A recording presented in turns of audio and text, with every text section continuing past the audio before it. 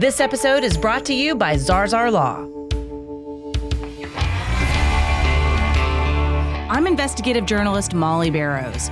For years, I've covered the stories that made headlines in Northwest Florida and all along the Gulf Coast. Murders, missing persons, and mysteries of all kinds. These cases are far from over for many victims because the full story has yet to surface. Join me for Gulf Coast Confidential, where I dive into the saltier side of the South and expose the lies, greed, and corruption that often weighs down the truth. It's time to turn the tide and get a shot at justice. Hey y'all, I'm Molly Barrows and welcome to the Gulf Coast Confidential podcast. We would ask you to please like and subscribe if you haven't already. We're so excited to have you joining us today. This episode is called Santa Rosa School District Under Fire Over Handling of Matthew McChesney Investigation. We'll be talking to a mom of one of the students who said she was touched inappropriately by a substitute teacher at Gulf Breeze Elementary back in 2016. This incident was reported to the administration, and the handling, or as some say the mishandling of that report, has come back up with the arrest of former Gulf Breeze High School student Matthew McChesney. So before we dive more into this episode, we do want to mention some other cases that are right in line with what we're following here with Matthew McChesney, including the sentencing last week of a Beulah art teacher in Escambia County named Winston Foster. He is now serving 54 years in prison for 2 counts of lewd and lascivious battery and 2 counts of unlawful activity with certain minors. He was arrested just 2 years ago, but was just now sentenced last week. So this is just one of several cases that have happened recently, and sadly, one of many cases that have popped up over the years right here in our neck of the woods. Educators or people associated with youth groups being busted for sex crimes related to kids, Pam. It's just awful. It is. And the reason we hadn't heard a lot about this is because this sentencing and this 54 years came about last week when we were all in the brouhaha fracas of what's going on Santa Rosa County. So basically, this was a teacher at Beulah Middle. He had been at Woodham Middle before, an art teacher. And so he had a special relationship, I guess. I don't like using that word relationship, but you know how there's a target sometimes. And this little girl was 15 years old in 2017.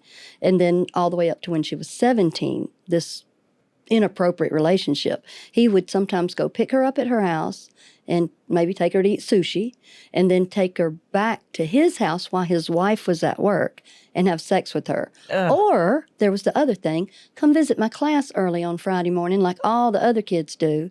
You know, there's something crazy when all that happens. People aren't that enamored by a teacher to always go back every Friday to see them. So then that's when he would have sex with her in a supply closet. I know. I just can't even imagine. I mean, it's just shocking. And then you do wonder what people see. It reminds me of Molly Mercereau, the case that we've been talking about in connection with Matthew McChesney. She was the hospitality teacher at Gulf Breeze High School who was busted for essentially an inappropriate relationship. And to your point, they're really not relationships when you're accused of grooming and going after a minor to establish said relationship. But, you know, they had been warned about her almost a year previous because she was a coach on a private soccer team. There had been traveling. There had also been trips, and other parents and students had noticed that this young lady was riding in her car, that Molly was messaging her on her personal phone. So yes, you know, you do wonder what people see or what they don't see. And I'm so thankful that at least in this case in Beulah, they busted him. Right. And also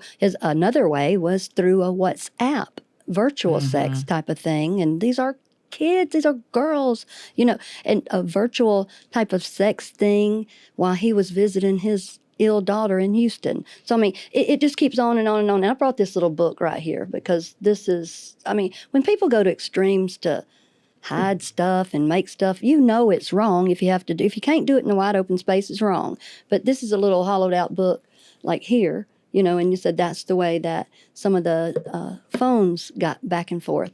The love notes, yes.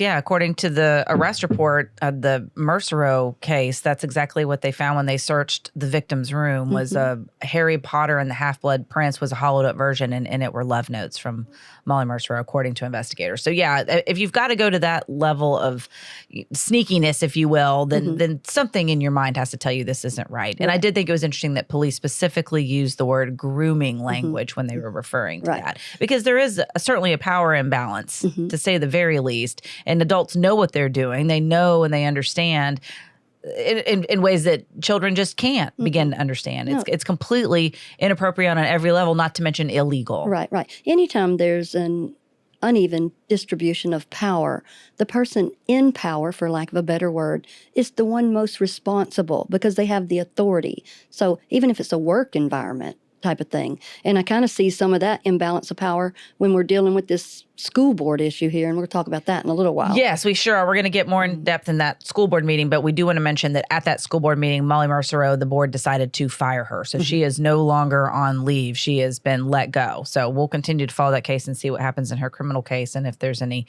protest for her job, as far as through the teachers union. But another case that we're also watching, this one in Santa Rosa County as well, Jonathan Burchett, an 8th grade teacher at King's Middle School in Santa Rosa County. He was arrested on May 16th for possession of 24 counts of CSAM, that's child sexual abuse material. His alleged crimes are said to have happened off campus, but the point of this is that we as a community are regularly seeing adults arrested either in or connected with our local schools, our youth organizations, some kind of allegations of sexual abuse. So it's one of those situations where you're like, gosh, as a parent, what do I do to protect myself? How can I trust these institutions that claim that they are looking out for the best interests of my child when we repeatedly see these folks that have presumably been vetted? They've applied for the job. There's been background checks. And I think that's what's important about the conversation that we're going to have today, because I'm excited. We're going to have Tara Kamm on. She is the mother of one of the, no longer a little girl. She recently graduated from high school, but when she was much younger in elementary school, she was one of several girls that reported that substitute teacher, Richard Mack, for molestation, essentially for inappropriately touching them in front of the class. And they reported it. It's one of those incidents that has come back to haunt Kim McChesney, the assistant principal of Gulf Breeze Elementary, who is on paid administrative leave right now after her son, Matt McChesney, 18 years old, was arrested for possession of 23 counts of CSAM. And as we talked about in the last episode, some of the allegations, what he's accused of looking at, the details in that arrest report are just disgusting. I had a friend of mine that listened to the podcast, and she sent me a text. She said, that is literally the worst thing I have ever heard. And, I don't want to repeat it again. You can read it. It's out there. You can listen to the last episode. But essentially, it's all minors, ranging in age from infants and toddlers to upwards of 14 years old. But most of the victims depicted in these images are under 10, and they're with adults. And there is, if you can think of it, it's happening. And hopefully you can't think of it, really. Yeah, really. Well, and what this Burchett thing that just happened, see, these two things just happened while we're doing this right here, what we did the last podcast on. And I think certainly people aren't desensitized to that effect, that the things we just heard with the McChesney thing, if that doesn't offend you or make you sick or make you wonder or sit down and go, Heavenly Father, how do these thoughts even get in someone's head? And then we got this, but these things are slipping under. Look at this pile of things right here. These are the papers from my ex-brother-in-law's case that I have been keeping for 15 years because I know it will pop back up, because right is right and wrong is wrong. And we keep letting these people, what I get mad about is people like, we didn't know. Yes, you did. Yes, you did. I am sick of that. I'm sick of people saying we didn't know. The better thing would be, we don't want to hear about it. Sit down and quit talking about it. They told my sister when she was reporting this over at Pensacola High School, even the investigator told her, quit talking about it. You're making it worse. Because in between the deal they were doing, they were having little secret meetings figuring out how to handle it. And their word they love to use in these reports is, we'll squash it. and we'll send the little girls over to girls' school. And I'll be damned if that ain't what they did. That's right. And that's in Escambia County. And if you're not familiar with what Pam's talking about, it's connected to the case involving the just heinous killing of her sister, Sharon Adalot, popular middle school teacher in Santa Rosa County, was killed by her son on Christmas Eve 2013 in a very brutal way. But his parents, Sharon and Randy Adalot, had split not 2 years earlier, really about 3 years the divorce was final, but they'd been separated for about a year. And it was because he had been busted at Pensacola High School for sending almost 400 text messages, 380 text messages to a 14-year-old girl in his science class. And if you'd like to catch up on that, there's an episode called Confessions in the Field House, where it basically lays out, according to Escambia School District's own investigation report, what the head coach at the time had to say, what the principal at the time had to say, what the police department at the time had to say. He was never charged, but he was fired for this inappropriate relationship yet again. And when I followed up with Pensacola Police Department about why he was never charged, because it turns out the investigator in that case was essentially the head of the football key club. She was the one, her son played football. She had a vested interest, in my opinion, in making sure that the coach was happy. Oh, yeah. And what was not making them happy was holding this assistant coach, Randy Adalot, accountable for sending all these text messages. So yeah, there's a lot to cover in there, but I can certainly see why you would, this strikes, it strikes a chord. Yeah, well, it brings it up because this was 15 years ago. This with over at Gulf Breeze Elementary was 9 years ago. And then somebody has to have some sense around here. My sister's case here with Randy Adalot, the state of Ohio has a teacher's manual they give out it says teacher and student misconduct. My ex-brother-in-law's right there on page 5, and guess what they call it? They say, an oldie but a goodie in Escambia County, Florida, according to an arbitrator report addressing a veteran teacher's termination. William Adalot and a student exchanged over 241 text messages in 9 days. So all this inappropriate, I'm tired of them saying, that doesn't matter, or that's just that, or that's just, this is how this kind of stuff starts. This kind of thinking because somebody that's thinking that you can look upon a picture of a baby with a passy and you have adulterated everything about that, somebody's brain that thinks that, and people that aren't offended, there's something wrong. There's something wrong. And I think what this case with Matthew McChesney has brought up is that folks are saying, what is the school district doing about it? Do they care? How was so many things that were inappropriate allowed to happen? For example, there is video of Matthew McChesney walking through the halls of Gulf Breeze Elementary. He graduated just this past May. As we understand, the investigation began much earlier in the year. His home had been searched in May. He had told investigators in May that they were going to find CSAM on his devices, including his cell phone as well as his personal laptop. His mother, assistant principal at the time of Gulf Breeze Elementary, knowing all of this, allowed him to participate in this annual tradition where seniors walk through the halls of the school. So here's video of Matt McChesney walking through just like these other seniors. He's about second from the front, high-fiving some of these kids. I saw that, like doing like that little white collar and the robe and doing that right there. So, somebody doesn't have good sense that doesn't know that person does not need to be touching children. And they're the children you're responsible for taking care of. Right. And so I think people have a lot of questions for school district leaders. And in fact, no one knows that better than Santa Rosa School Superintendent Karen Barber. And she spoke about that at the August 7th school board meeting. That was just this past Thursday. And we'd like for you to take a listen to what she had to say. She addressed this at the top of the meeting, well, about 30 minutes in. So here's what she had to say about Matthew McChesney's investigation.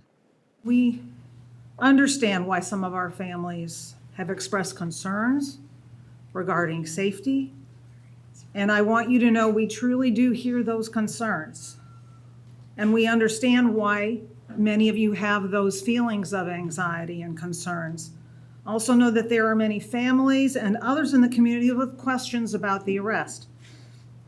I'd like to reiterate the information shared by Santa Rosa County Sheriff Bob Johnson in an interview he did with WEAR on August 5th. And I quote, "We get this a lot. They say, well, you started this investigation back in February. Well, because of all these images and things on the phone and computers, sometimes it does take months before you get them all done until you can actually arrest or convict somebody," end quote. Importantly, Santa Rosa County District Administration was not involved in the Santa Rosa County Sheriff's ongoing and thorough investigation. Beyond the initial notification that law enforcement was going to interview the student on campus, the district was not kept apprised of any additional information. District administration became aware of the arrest and the details of the charges on Friday, August 1st. As of today, this is what I can tell you. After reviewing the details of the charges and the arrest on Monday, August 4th, the district initiated immediately an official investigation of the circumstances to determine what actions are necessary. We've already been in discussions with the Santa Rosa County Sheriff's Office, and I can assure you that the district will continue to cooperate fully with law enforcement and prioritize the safety and the well-being of our students, staff, and visitors on our campus. Because this is an ongoing investigation and an open district investigation, we cannot provide any additional comments at this time. But I can tell you that we are listening. Well, many parents feel that the district's response is too little too late and say this is exactly why there needs to be more transparency within school systems to share information on teachers, and basically because they suspect that there's some dirty deeds that never make it to light. And it's a problem because educators just keep getting passed on to the next job. That's why we have the lemons out here. There's actually a phrase for it. It's called the lemon dance. I'll send you my lemon, you send me yours. Yep. And nobody can keep up with them. It is literally called the lemon dance or the dance of the lemons, because what they say is administrators have to deal with, if I fire you, I got to deal with the union and this, that, and the other. And believe me, these folks that have done this fraganacle stuff, go sign up for the union. My ex-brother-in-law did, wasn't in the union the whole time, went and signed up for the union to help fight this against the school board, which is crazy. I mean, who is in charge? This is a school district. We're dealing with people's brains and mind. It is just like the inmates are running the asylum. Right. Who knew what and when? And I think that's on the minds of a lot of parents in this particular situation, too, when it comes to not only Matthew McChesney being allowed to walk the halls of Gulf Breeze Elementary while this investigation was ongoing. Parents say his mother also minimized the reports of several girls who reported being touched inappropriately, that is, by Richard Mack, that substitute teacher. The families hired personal injury attorney Joe Zarzar to represent them in a lawsuit against the Santa Rosa County School District for missing red flags and hiring Mack because, he had been blocked from teaching at several local schools before he even came to Gulf Breeze Elementary. And in 2018, Mack pleaded no contest to 4 counts of lewd and lascivious behavior, and he was sentenced to 20 years in prison for inappropriately touching these students, with a few years of time served. So for the first time, the mother of one of those girls is speaking out. Tara Kamm, I'm happy to say, is joining us here on Gulf Coast Confidential to talk about what happened, not only to share with other families what they went through in getting the truth to light, but also to let people know that there is a need for more transparency, that whatever is passing off as information for parents isn't necessarily reliable. And that's what I'm learning. And I looked it up before we even started to write the script for this show today, what opportunities and avenues are available for parents to check out the backgrounds of teachers. And the Florida Department of Education has some links where you can go through and check it out. But as we now know, how current is that information? How accurate is that information? Are incidents that are being reported by teachers and parents, are they actually being accurately recorded? Are they being recorded by police? Are they being filed into the system? And those are just some of the great questions that Tara has brought up. And we've talked to her a little bit about this. So Tara, we want to thank you so much for coming on the podcast today. We hope you are doing well today. Thank you so much for having me. I'm happy to be here, although I'm not happy to be here. Yes, I totally understand. The circumstances of this are not ideal, but we sure appreciate you sharing your situation. As you know better than anyone, you've had your children come through the Gulf Breeze education system. I have a child at Gulf Breeze Middle School. We hearing from the parents who currently have kids in the school system, those that have got kids that have since graduated. This is a hot topic among parents, and they feel betrayed. That's the vibe that I'm getting from a lot of these parents. Is that what you would say people feel, the outrage over this McChesney incident and Mercer too, for that matter? I think, yeah, that definitely I agree with that. And also just a lack of care for the safety of the kids. There's just a lot of pushing aside and not paying attention to allowing things to happen that shouldn't. Absolutely. So you know better than anyone because of your personal experience. Can you tell us a little bit about what happened in October of 2016 that started this investigation into the substitute teacher? In fact, you and I were talking beforehand, and you said your daughter already had complained to you about Mac, that she felt like he was making her uncomfortable before that incident even happened. If you wouldn't mind sharing a little bit about that with us. Yeah, no, I don't mind sharing. And she's given me full permission to share as well, because I wouldn't without her being comfortable with this. But and we've not shared till now because I didn't want her to have any sort of retaliation or any sort of victim shaming in any situation at the school. So we kind of waited to say anything. And then when everything kind of hit the fan with McChesney and the school and them bringing the case back up, I thought now is our time to kind of share what we experienced. But yeah, she did come home. He was the substitute teacher the Friday prior and told me that he made her uncomfortable. She said her words were, "I don't like my teacher. He's weird. It makes me uncomfortable." Her teacher was going to be out of town for, I think, about a week. And so, as a mom, I wanted to be very open with the kids and explaining the reality of the world, but without invoking fear, just communication. And so thankfully I had communicated with her, what she should do if she felt uncomfortable around an adult. So we kind of already had that conversation. So when she came to me saying that she was uncomfortable, I simply reiterated what we'd already said. Well, if you see anything or experience anything, run to an adult in authority and they can help you. So that was what she did. And what happened in the classroom that made her say, okay, this is enough. I've got to tell an adult. I've got to go to the principal. I've got to go to administration. I don't want to go into too many details of the actual things that happened, but there was just groping and grooming. He had pulled one young lady out of her chair and put behind his desk with him, and he was massaging her shoulders and playing with her hair, and his hands would slide places that they shouldn't. A couple of girls, my daughter in particular, had her rear end squeezed a few times. And so when he did that to her, he had asked her to write something on the board. So she'd gone up and did a math problem. And that's what started it, because he did like a side hug where his hand kind of traveled down. And that's what really alerted her. And then she didn't do anything. And then she started watching what he was doing with her friends. So there was 3 other girls that he did much more to than her. And so that was kind of what started the whole spiral. So at lunch, they had gone to lunch, and my daughter expressed the need to go tell someone what was happening. And the other girls were not, sure that they wanted to do that. Didn't want to get him in trouble or get them in trouble.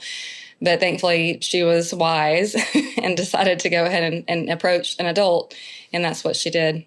And who was the adult that she first talked to? Because eventually it was Assistant Principal Kim McChesney that was taking a record of what these girls had to say happened. How did that conversation come about?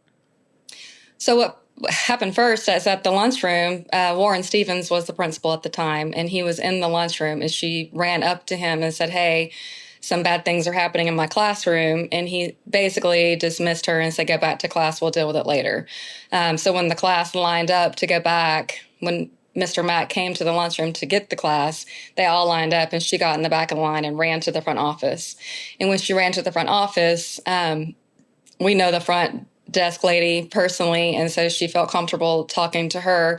And so then her name was Heather, and she asked Ms. McChesney to talk to her as well. So then McChesney pulled her into a separate room and had her tell her what happened.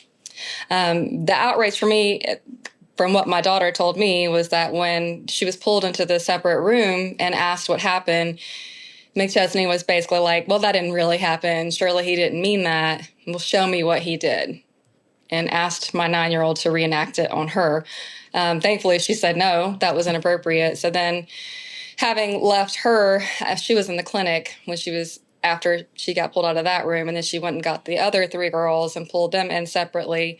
and then went and got Mack and pulled him in separately, with all the victims being in plain sight the entire time. And there's a lot to unpack here because, and I appreciate you going step by step because it matters. And the reason that we're doing this for our listeners and our audience is so that you understand why there were issues when there were issues. So one of the problems that I have just listening to you is why weren't you called? Why weren't the parents called right away? And I'm sure that's one of many things that popped up. You also mentioned that there was no school resource officer there that day. I'm surprised that law enforcement, and I understand as a teacher, you're going to get allegations. Some are founded, some are unfounded. You don't necessarily want to bring in law enforcement right off the bat. I don't know what their policies are supposed to be as far as how you investigate these things. But it seems to me calling parents and involving law enforcement, who's a trained professional, to evaluate these claims would be your first two steps. What were your feelings about not getting a call from the school? When did you get a call from the school district, Tara? Oh, that's awful. That's an awful part of the story. I didn't get one until... So at the end of the day, I would pick up the kids at the back of the school, and she came out and was telling me excitedly that she thought she'd got someone fired, and I didn't understand what she was trying to say, but I could tell she was upset. So I started listening to what she was saying, and she was like, I think I got someone fired. He got escorted out by a policeman. And she's like, that teacher I told you about, that teacher, Mr. Mack, he did bad things and whatever. And so I immediately went through the school to get to the front office. And when I approached the front desk, I was extremely angry and said some extremely big words. And the front desk girl went to McChesney, and her first reaction, though, was like, oh, my God, why didn't they call you? Making me feel like I was the only parent who hadn't been called. And McChesney and I had a disagreement the year prior to that with a school bus incident. And so I thought maybe she didn't call me personally because she disliked me. But then I actually found out later on that she also did not call one of the other moms. So she had called two. The incident happened at 11 in the morning. And we're at the end of the day at 2:30. So when I'm angry in the lobby, then I'm sitting there waiting for her to come out, and my phone rings then. Oh, and it's her. Wow. That would make me even angrier, most likely. Yeah, it's like, no, you will talk to me face to face right now. And so then she pulled me in to another room and proceeded to diminish and downplay and cover up and everything that she said to me, I knew in my heart was a bunch of BS. And I was like, no, this is not good. But thankfully, a parent was picking up their child, was in the lobby, who used to be a caseworker, social worker, and knew me personally for the years, and reached out to me and the other moms and kind of helped us take the reins, because there were no reins being taken from the authorities at the school. So your impression at that time was that they were trying to minimize it and make it go away, that they weren't taking it seriously? Yes. I know that is what happened because I know people within the school, I was being told what was actually happening. And so they had a Child and Family Services investigator, or whatever you call them. I think that's anyway, right. She was an investigator with DCF. Yes, yes. Okay. Well, thankfully, we're not all having to get familiar with these terms. Right. My gosh, it's stressful enough. It is stressful, but there was one going to be coming to the school the next day to interview the girls. And so I got told that there was going to be someone on site. So I made sure I took off work to be there. And when she came, because of the report that McChesney had given to this particular caseworker, only 2 of the victims were being considered victims. My daughter and one other, who was the worst offended one, the worst offense happened to, were no longer even being considered part of the case based on what McChesney said happened with what they told her. And so the caseworker was like, who are you? Why are you here? So to me, my daughter being the one who reported it, ran to get help for it, and then had it happen to her as well. Like, I don't understand how you could ever diminish what she said. And let's just point out that McChesney's son, Matthew, is the same age as these victims. So for her to also diminish what her own child being that age, that takes a lot of guts for a kid to come up and be like, hey, oh my God, this is happening. Yes. I can imagine. It hasn't been too long since my daughter Vivian was in elementary school. I much like yourself, I tell her, report if somebody makes you feel uncomfortable, but it's still, you're a kid, and it's intimidating to go up to an adult for any reason, really, even if you're just asking for an extra napkin, Right. Or especially something unpleasant or personal like that. And that's what I'm saying here.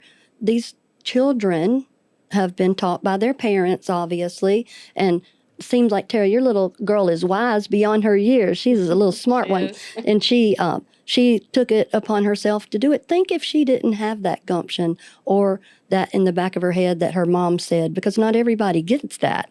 But that, I think, them reducing the number of victims, it's all about creating the narrative. If we close our eyes, it didn't happen. Or if I minimize it, or if I have a little girl, I make them scared to tell me what's going on, make them show me. A child's not going to touch you, and tell you that was weirdo stuff anyway. Right. know? Well, and not just once, but twice. Like, you think about it. She ran to tell the principal, and he told her to go back to class. And she was like, nah. Yeah. She ran straight to the front desk again. And I think that's outstanding. Yeah. But to your point, and we talked a little bit about that too, Tara, like, I guess that's why they only called the two parents, because she was trying to minimize it and say that that your daughter and the other young lady were not victims, essentially, of this man. Why do you think that matters? Because is it easier to dismiss 2 accounts than 4 accounts? What was your impression of all of that? I mean, I can only speculate on what the protocol is, but I do know as the case progressed and he, was charged and justice was served, a lot of the details of the case was that there had been a previous allegation on him, not only in Santa Rosa County, but also in Escambia County. And so in Escambia County, just the year prior, I think it was the year prior, there were 2 middle school aged girls that came forward and accused him of touching them. But at the same time, there was only 2 victims. And so the caseworker came in and listened to their stories and was able to say, oh, no, it's not anything, it's not what they said, they're being dramatic or whatever. So the case was closed. So then when he was hired back on to Santa Rosa County, PESG was the company that we had tried to have a lawsuit against, but they were bankrupt when Santa Rosa County hired them. My take, and this is off topic for just a second, when Santa Rosa County, not all counties have these companies that they hire to do their hiring, but when Santa Rosa County decided to use a company to do their hiring, and I'm talking all custodians, bus workers, anybody who's on the vicinity or anything to do with children, that's who was doing the hiring. And so when something like this happens, the school board's like, we didn't hire him. Not my problem. And so then it's passed off to this company who did hire him. And so that was what started the whole process, was they were trying to be like, well, we didn't hire him, but even though they are not taking full responsibility for also choosing a company that was already bankrupt when they chose this company. There was many bids, and this bid was the one they chose, and they're bankrupt. And basically because they had all these other things that had come against them and they didn't have insurance in place. So that, to me, is negligent as far as the county goes for hiring a company that didn't have their best interest. They're not vetting their employees. They're not doing background checks. They're not fully, doing, calling references. They're not doing any of that stuff. He was hired in a mass hire situation where there was like 15 or 20 people in the room with this company doing the hiring. So there's no one-on-one. Hey, Mr. Mack, I see here you had a lapse in your timeline of employment. What was that about? Or, oh, I see you worked here in Escambia County for 6 months and then you left. So there was none of that. There was no,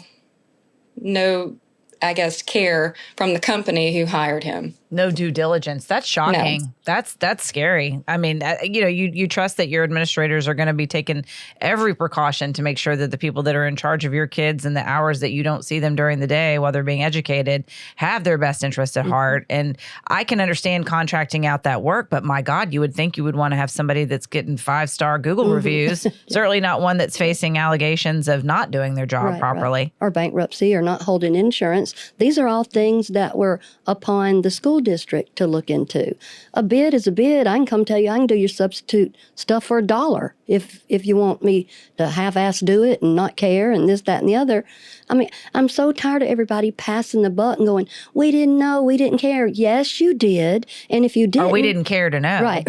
There you go. And if you didn't, you do not need to be in charge of our children. I mean, this is academia. This is education. And everybody just wants to throw their hands up and go, well, we didn't know. It is by design if you don't know sometimes. Because creating the narrative, even when we do these horrible cases of murder, the narrative is what everybody wants to create. And if we make a child feel like you're crazy for reporting that, or that didn't happen, or get back to class, or don't mess up that man's life, kiss my tail, you know? Well, and what if they didn't have parents that were like, nah, this happened to my daughter and I'm going to fight for this, like Tara did, like did the mom of the other daughter. Like they basically picked and chose who they were going to believe. And then what if they didn't have parents that were in a position to be able to push back and to fight back? What if they were also beaten down by the system, if you will, or just for whatever reason didn't want to fight back? Then the message that's being sent to those other two victims is that your story doesn't matter. It's not important. And that's awful in and of itself. I mean, that's one of the reasons I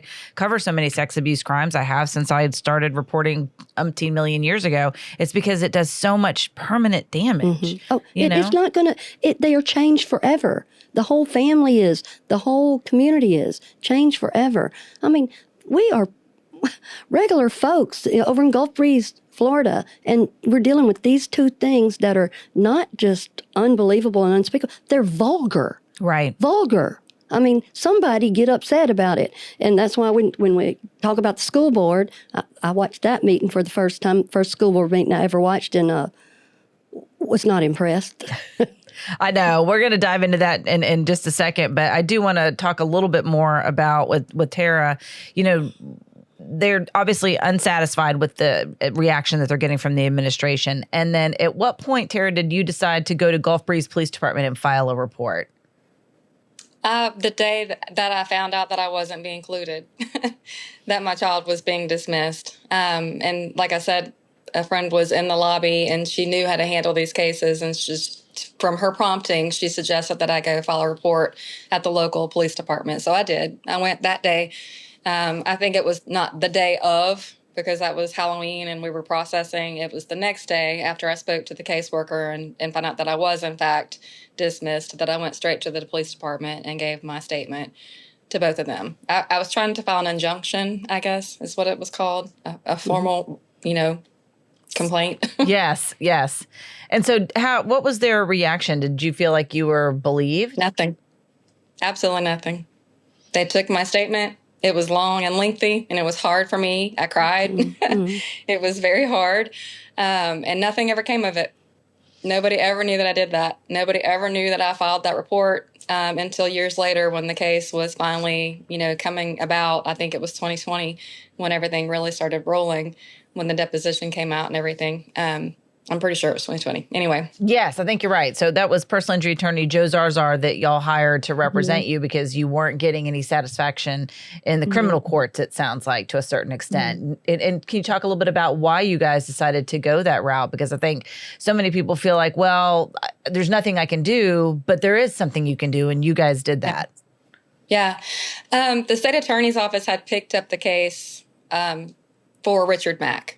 And that case was a separate case than us going after the school board for how they handled it, how everything went down that day, how they, the protocol and such, how they dismissed us as families and didn't have our back and didn't reach out to make sure the girls were okay. There was a lot of things that we really were frustrated with them. But then we also went after PESG and hiring them. And the whole purpose of us going with Joe Zarzar was one of the moms knew him and had reached out and asked about this case, and he was more than happy to take our case. And he is just good enough to get things done, like he's the one you want when you want to get things done. And he really did. Like, he really, really went after, but it was never about money as as a whole, obviously, there was minimal money reward for the victims. And PESG's bankrupt, so there's no hope of collections there. And so it was never about the money. It was always about the system. Like the system has to be changed. And hopefully with us going after them and starting this lawsuit, it could do something to spark that, ignite some sort of change. But unfortunately, that has not happened in any way, shape, or form. I personally was kind of waiting for when I was supposed to say something or do something, because I haven't wanted to, because she was in school all this time. So then when she's out of school, I was like, well, what can I do? It's just me. But seeing all the passion and the fire and these parents who are so fired up right now with everything that's happening, I thought, maybe me sharing our story can ignite that to elicit some sort of change in the system. The system itself is where the loophole is, and the protocol, and how admin is handling it this way because they are being told to. Absolutely. Yes. And I think some of that came out with all the discussion about the deposition that came out as a result of that lawsuit that you guys filed. And I think it was interesting. You and I were talking before we, decided to do the podcast part of this.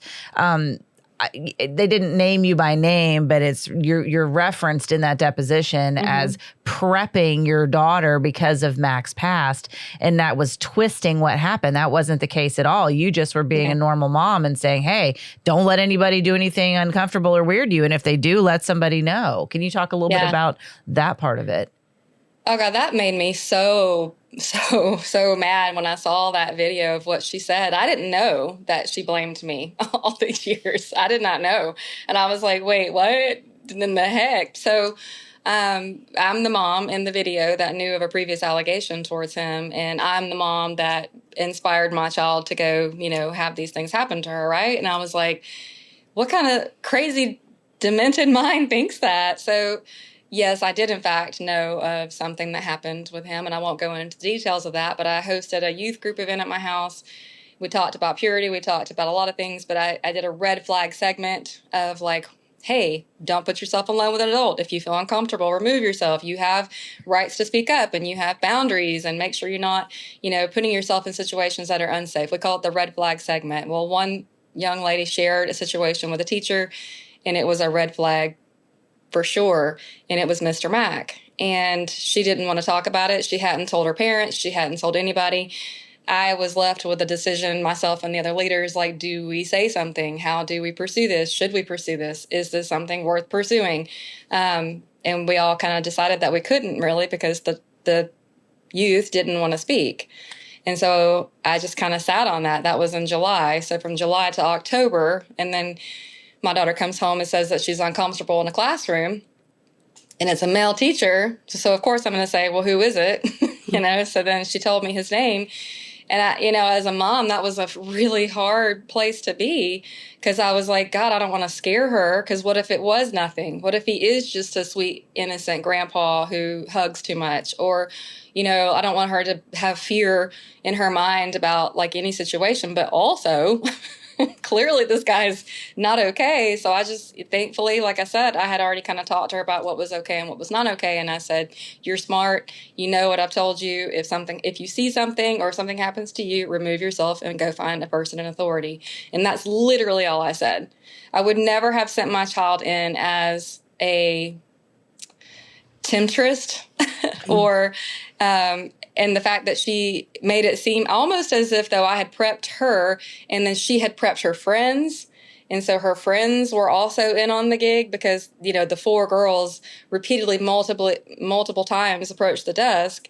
And that's not true. So first of all, for her to think that they kept approaching the desk, that's just crazy.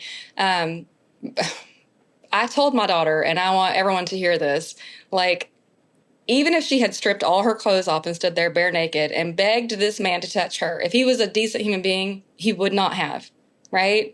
But he didn't do that. He touched her, and he touched her friends, and she watched it, and it freaked her out enough to be like, oh my God, what do I do?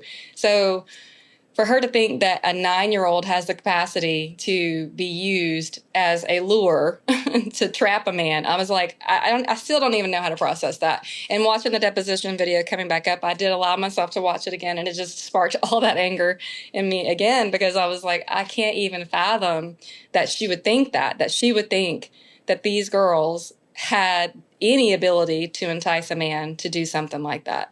Well, and that they would even go there. That she's not thinking correctly. Yes, I totally agree that she would even go there, that it wouldn't even cross my mind. And for that to even come up in the deposition, it sounds like you're making excuses at the bare minimum. It sounds like you're trying to take the heat off of yourself. And there was, and I thought Joe did a good job of bringing that to light. So basically, he asked her, were these girls, are you trying to say these girls egged him on? And she was essentially not answering it directly until a little bit later and saying, no, I would never say that these girls brought this on themselves. But in reading the deposition, it does sound like she's dancing around that for quite a bit before she finally says that. Yeah. And she really didn't go that deep into it, because she said, I don't think any child deserves any kind of abuse. This is where she went around, because he even asked her, he said, even if it's 1%, and she wouldn't answer it. So that's what I'm saying. They create a narrative. And I'm like Tara when I heard about who in the world can think of this thing to think, I'm going to get my little girl to go in there, and with all the things that could happen to my little girl, to go in there and be a decoy. Learning isn't enough. Yeah. Like just going to school and learning isn't enough. Hey, let's just go ahead and be a bait for this weirdo teacher. Yeah, and then teach your friends and this, that, and the other. That makes me wonder about her thinking, and that has been, I think, the call, the trumpet call here lately is like, you do not make good decisions. Absolutely. Well, and I'd like to take a moment, since we are talking about Joe Zarzar, to remind folks that he is an advertiser on this show, and we are very grateful for that. Zarzar Law handles a lot of high-profile cases in our area, everything from fatalities with DUI to medical malpractice. Anytime somebody's injured through no fault of their own, we often turn to Joe, whether it's for information on how we can protect ourselves, how we can, be protected by the law in the event that something bad happens, and also just to represent us and be a voice for those who can't fight for themselves. So we want to thank Joe Zarzar again for his support of the Gulf Coast Confidential podcast. And certainly we're talking a lot about him today in this segment because he is the one that did get justice for this family. Because like Tara was saying, a lot of this is about bringing the truth to light, and it comes out a little by little, and it's not always a 30-minute to an hour-long show like Matlock or Lincoln Lawyer, where you get to see how it all unfolds. It is a years-long process. It is scheduling depositions. It is trying to weed out the truth little by little. And when you're going up against an institution, which is essentially what they were, going up against the school district, also these companies that are hired by them, they often will, they're prepared for this. Like there's a reason why they operate like they do. And I don't know in this particular situation what Santa Rosa County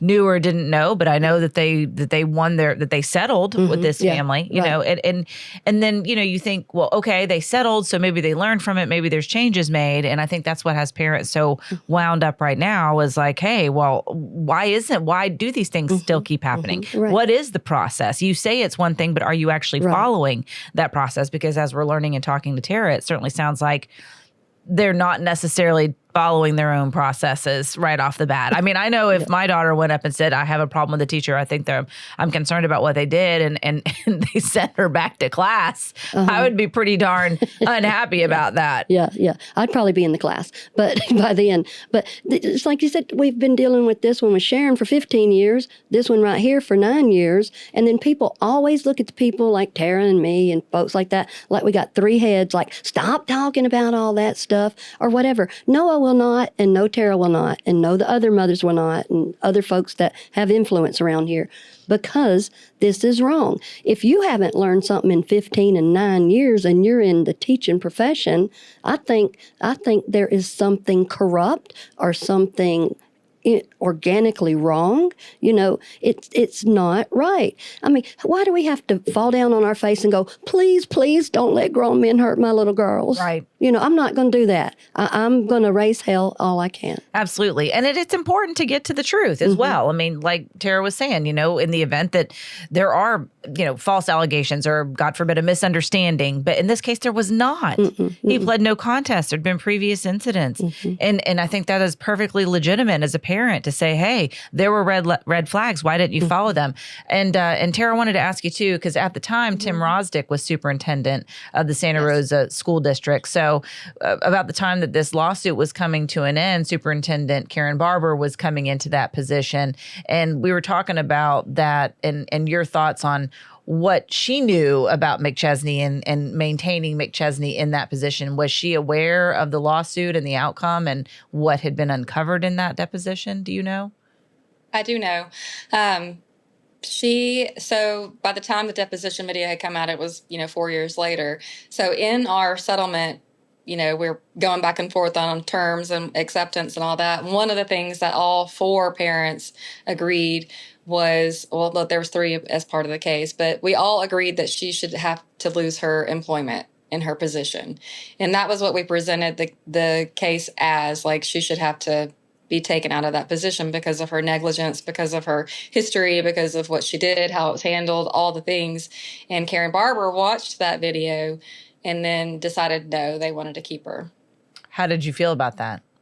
I felt like, I felt a lot of things. But I feel like, I can imagine. How does one watch a video like that when you have a person, in, whether it be McChesney or anyone, if you have someone who is a position and authority over children, they should have a certain basis of care and how they're going to take care of your kids. And so if you're hearing this person say that these young 9-year-olds basically caused what happened to them because they approached the desk multiple times or whatever, then that means that her best interest is not children. She does not have any child's best interest at heart. So any authority position should be held at a higher standard when children are involved. And they should be held to a higher degree of all of it, everything. So if somebody verbally says that these young girls cause their abuse, then they shouldn't have that position, period, no matter who it is. So that was alarming on a lot of levels. And it felt very, dismissive. It felt very dismissive. The whole case had already gone through for Mr. Mack. So the fact that he did plead no contest, so he is proof that this is real. Like this is a real deal case. And for you to still be so dismissive to the parents now, I was amazed. I was really upset about that. Yeah, and disappointed to say the least. So when these allegations came up about McChesney and Mercero, you weren't necessarily surprised? Not even a little bit. Yeah. What do you hope other parents can learn from this? What's one of the, and we talked about it at the top, why you wanted to speak about this, to raise awareness, but to empower parents so that they don't, feel like they have to just sit by helplessly if they want change? There's so many things that people can learn from our mistakes and what we did and what we've learned. Mostly, number one, I would say talk to your kids. Let them know that they can come to you and talk to you when someone makes them feel uncomfortable and listen to them. Because like we already talked about, it takes a lot for a kid to come up and say, hey, these things are happening, these moments, we'll call them red flags because that's what I'm known for is the red flag segment because people, you get that weird feeling around some people. So talk to your kids and listen to them when they come to you. But then also don't just blindly trust those who are in authoritative positions because they don't always have our best interests at heart. So again, if you have an issue with a person and they're being dismissive or whatever, there's ways around it. My mom used to always tell me, don't deal with the pigeons, go to the eagle. So the position is, if this person's not getting done what needs to be done, go above them and go above them. And that's what I had done the year previously when we had the bus situation that didn't go well. I went all the way to the top. And I think that's why I stirred the nest a little bit the year before. So there's always someone in this authoritative position that can help us. And then also don't be afraid to take action. Don't be afraid to take action because, I'll be real honest. When I talked to my daughter about speaking, she was like, what for? nothing's going to change. Nothing's going to come of this. Like, it's just going to go out to the world and nobody's going to do anything. And I said, or we speak about these things and something does change. It can change. If people come together to spark some sort of initiative, then things can change. And it doesn't take a whole lot. It's just people with a purpose coming together to make things go into place that need to be in place. It should have been in place this whole time. And the fact that they're not in place is crazy to me. And that they're just staying with this status quo of like, this is how we handle this. Well, the way you're handling it is wrong. You're letting predators in. You're letting children get harmed. I mean, the multiple cases you've talked about on the show just tonight, like, you're letting predators in. There's got to be a better way. There's got to be a better way. And background checks are not it. Right, background checks are not them. the answer. They don't show up. Nothing shows up unless the person has been convicted and arrested. Yes. So they're pointless, essentially. And we talked about that too. You would like to see a database, something other than what the Department of Education is touting as a way for parents to have a tool to check a teacher's background, because as we talked about, things could be happening that aren't being recorded. The narrative is being changed and what you're reading may not even be what really happened. So what do you think would be a helpful tool for parents? I guess one, just being honest about what's going on the part of the, institutions, if you will, these school districts. But two, it seems like it would just be on a local level easier if parents could access a lot of this information in real time once something has been investigated. I do feel like I need to mention at this point as well, just for our audience, that I have reached out to the Santa Rosa School District. I did early on, right after the Matthew McChesney arrest was announced, as well as the Mercero, and I asked them to comment on it. And basically they are not commenting. We know what happened with Mercero. They fired her. But as far as McChesney goes, they said that that's when they placed his mother on administrative leave, replaced her with a temporary person, an interim assistant vice principal for now. And then also they say they're not going to comment until their internal investigation is done. So we did reach out to them for comment. But to Tara's point, it's not enough. I mean, just listening to that school board meeting that we were watching, there was just not the level of passion that you would want. You know what I mean? Because like what you're talking about, Tara, organizing all this passion and having a purpose to it and making a change, whether it's starting a petition like parents already did to have McChesney removed from her position, or is it putting pressure on the school board to create a public database, to be somehow take steps where there can be more transparency. And that's something we'll have to dig into a little bit more to see what is possible. But I will say this, parents spoke at that school board meeting and they really weren't given the opportunity till the very end.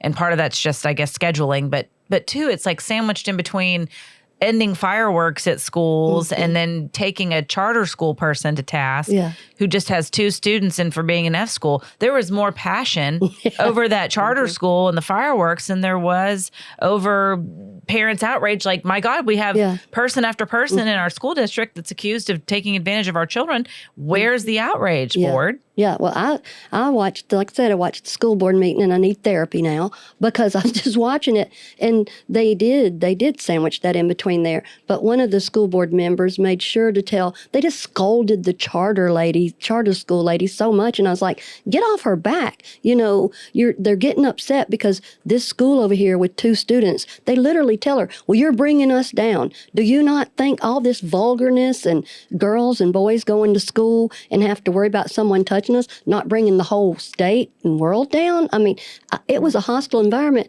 And that school board member even said, I'm an unfriendly audience, basically, when it comes to you. And I thought, well, I hope you're unfriendly audience when it comes to protecting teachers that touch children, or the passion. And that's what I look at. I'm from the business world. I'm not from this fraganacle, we forgot, or this, that. In the business world, when you mess up like this, you're gone, or you learn.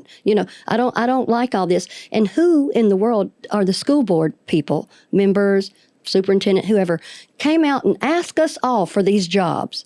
Begged us, vote for me, this, that, and the other. And you're going to sit up in there and think you're going to make mamas and daddies tremble, whether we're talking about fireworks, charter school, or this mess right here. I just take great offense to that. You should be trembling when people come to talk to you. I don't like that. I don't like that creating a hostile environment. That is the problem.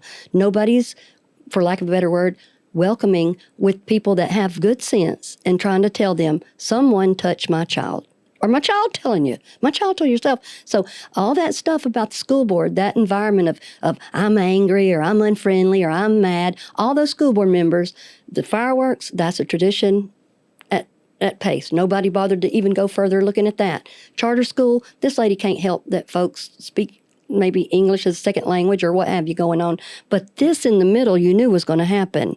And so brushing the wrong, 15-minute appointments here, there, and everywhere, we're still not where we need to be. So this environment to where we're going to get mad at folks, that's not going to happen. I was surprised when I heard Superintendent Barber talk about meeting with parents one-on-one for appointments on Friday and Monday. And at the school board meeting, she was saying the Friday appointments were pretty much filled up and they could come in Monday. And I thought, well, my gosh, if you have all these parents that are concerned and they've only got basically a 48-hour period then what? to talk about it, like, sorry, your concerns, you missed your window. Like, I because I think there is a push from the public to have a town hall and there's not been a response to that. But if you have that many people and you can't squeeze them all in for the appointments, their concerns don't go away just because you don't have time to hear them. And Tara, I would love to hear your thoughts on that. Do you think that there should be a town hall sponsored by the school district to discuss these issues? Absolutely. Absolutely, there should be. But to go back to what you had asked and just kind of thinking things through, one solution could be, when these potential predators are on campus and they're fired, why aren't they not being handed over to authorities? Like just last year, there was a math teacher that was accused of touching a young girl. He'd only been employed for about 6 weeks and he was fired. He was let go. Nobody knows of that. I know of it because my daughter was in that class. So why are the cops or the resource officers not being the ones handling this after an accusation arises? Like, okay, an accusation came up. Okay, you're fired.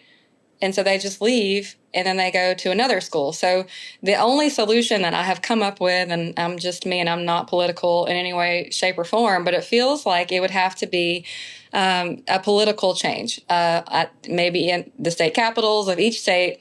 And there would be, this day and age with technology being so wonderful, why can't there be a database that says, okay, Molly Barrows, you worked in this school in Arizona for 3 years, and then your family relocated to Florida, and now you're at this school, and then, okay, well, that didn't work out, so you've only been here for 6 weeks, and now you're going to be in Michigan. Well, there should be some sort of tracking, because if some Joe Blow got accused of something in Arizona, some heinous thing, and he got fired, well, guess who's going to be hired, whatever state he goes to next, with nobody calling and asking, hey, he was only there for 6 weeks, because HR makes everything politically correct. Well, we have to get rid of that. These are minors. Like, we should be doing thorough checks on anyone, custodian, anybody who's going to be, especially in the bathrooms at the schools, the cafeteria workers, bus drivers. I mean, there's been multiple cases over the years of bus drivers doing disgusting things. So, there needs to be some sort of way to trace you wherever you've gone. And there needs to be a no tolerance protocol put in place. Okay, this child just accused you. We're going to assume you're innocent. But this child accused you, so now the cops are going to have to come in and investigate, and there needs to be a case. And then that case needs to be like a flag in the system.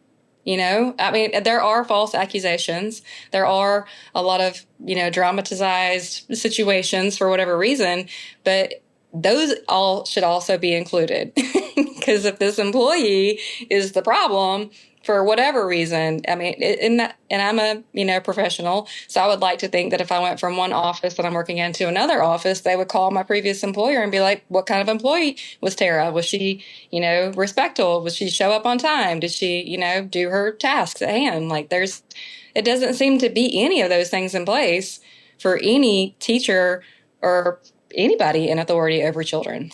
It's interesting because we talked a little bit about earlier at the top of the podcast about Randy Adalot situation. And, I did a lot of digging into that. And he had, I can't remember now, but I want to say 7 to 9 different jobs over a certain amount of time. And that may be wrong, but just suffice it to say, because it's been a long time since I've looked at those files, multiple jobs in a short period of time with some sort of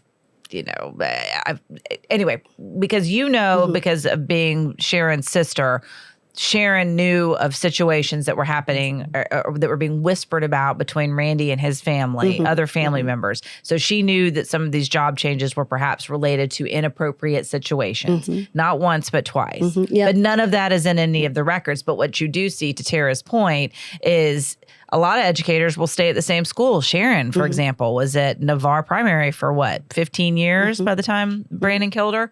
But Randy had been hopping around from school to school to school to school. State to state to state. To state to state as well. And that was the other thing I was going to mention, because when I was looking at the Florida Department of Education's website where you can look at a teacher's background, they said, and you can also check nationally.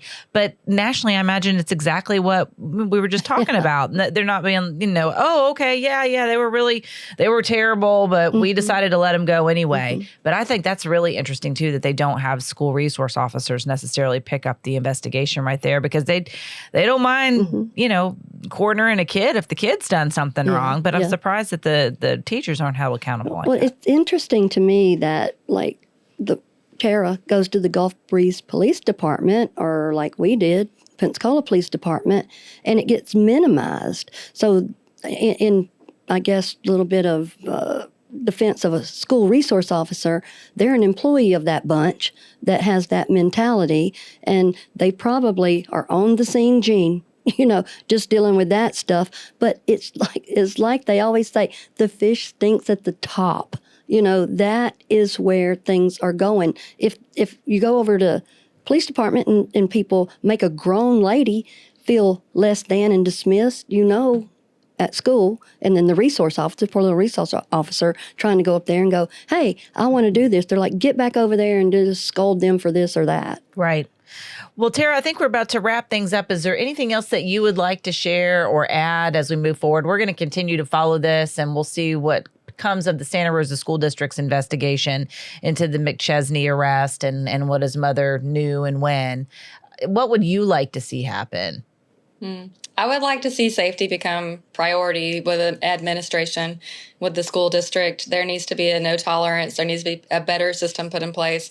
And my reference to what happened at the high school was basically to point out that they're handling it the same. So it's coming from up top. And I don't know what that protocol is. I've never been able to see what that protocol is, but clearly that's where the issue is at hand that needs to be changed. There needs to be a better protocol from the school districts and how to handle these situations, and then the resource officer stepping into place, and then parents being alerted immediately. Like, if you've pulled my child into a separate room to have a one-on-one talk, I don't feel like that should ever have occurred. She should never have been alone in that room. The resource officer should have been in that room with her when a child has come and said that something is happening. That would be protocol. In our particular situation, there wasn't one on site for whatever reason, and another altercation had taken place. They had called an officer there for another situation, and so she did escort him out. But it's like, would my daughter have been taken seriously if McChesney wasn't the only one interviewing her, or if someone else had heard what she said? There should have been two persons with a child. Like, we all know false accusations can happen, so you're not really supposed to be one-on-one there. So just changing the dynamics of the protocol, like going in and being like, for the safety of admin too, and safety of the teachers. Like, there shouldn't really be this one-on-one, he said, she said. It should be like, okay, hey, I'm going to have this meeting with this child. Come sit in here with me and listen, just for safety parameters. So I feel like that would be the biggest thing. But the biggest thing is, like, hopefully in inspiring some sort of passion. There's a lot of people really ticked off right now. And I'm happy about that in a lot of ways, because I've been wondering, like, all these years, 9 years of me sitting on this, wondering, when do I speak? Do I speak? Would it do anything? Should I try to do this? Should I just go about my life, because we're done with the school system now? Thank God we're done with the school system. But, like, it's like all these people are fired up, and I just want to take that passion and make it purposeful. Absolutely. Take it and put it into action. Absolutely. Well, and I thank you so much for stepping forward, and I appreciate you too sharing everything that you've shared, but especially that story about your daughter saying, "Well, Mom, why speak up now? What difference will it make?" Because sometimes I feel like it does feel like the world is bigger than your problems. The world does feel like this giant abyss that's just gonna, your voice just echoes in a chamber and nothing becomes of it. But I wholeheartedly believe in telling the truth, even if you're the only one in the room in a dark room and you're the only one hearing it. There is power in the truth, and there's power in speaking it. And I appreciate you sharing your story. And I do think that people will hear this, and you never know. It could inspire other people to take action. You could reach one parent or one student even who's been undergoing something like this, enduring some kind of abuse. And it could be just the push that they need to say, hey, this isn't right. I'm going to speak up. And unfortunately, it is an uphill battle for so many victims. So, Tara, I just appreciate it. And I think you're a great role model for your daughter for speaking up too, and always being willing to fight for what you feel like is the right thing to do. That's important. Not everybody will do it. Thank you very much. I thank you for this opportunity to share my story. Yes, we appreciate you being on, and we're going to continue to be in touch, and we'll follow up and see what goes on from here, because I feel like parents aren't done with it yet, are they, Tara? I hope not. Excellent. Well, thank you so much. We appreciate it. All right. Thank you. Y'all have a great night. You too.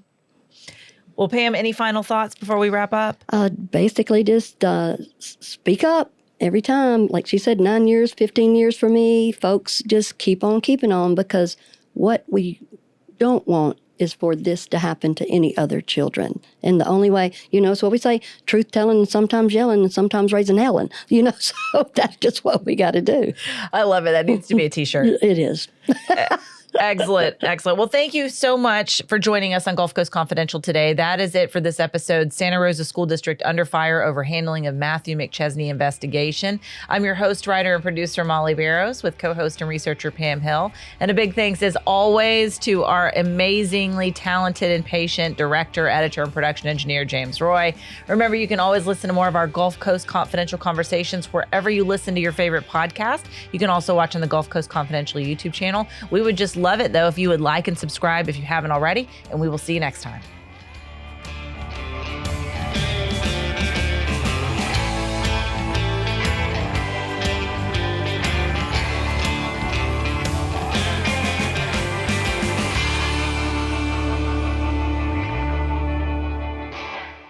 This episode is brought to you by Zarzar Law.